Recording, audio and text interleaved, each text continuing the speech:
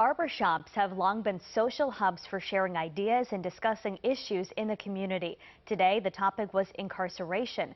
Elected officials spoke one-on-one with people to pore over some solutions. Caroline Forbach is live now with what they had to say. Caroline. Well, Christina, it's a historic collaboration between the Maryland Attorney General and the Maryland Public Defender with the goal of addressing the cycle of incarceration.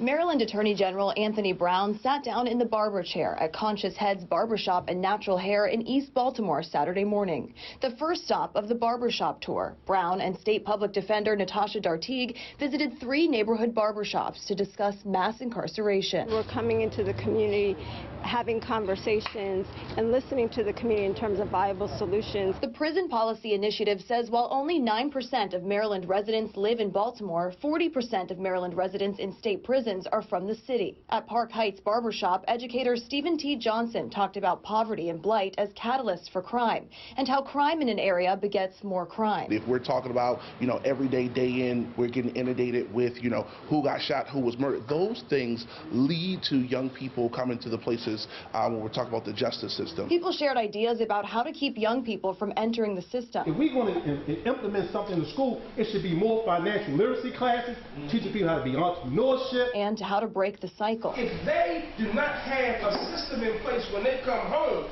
they're going to return to the same streets at the same corners that put them back in prison in the first place. You invest in people, you invest in communities, you'll reduce crime, you'll reduce the cost to taxpayers, and I think you'll have a more humane system. There's no simple answer, but people who attended say the discussion was a step in the right direction. Coming into this community is a step in and of itself.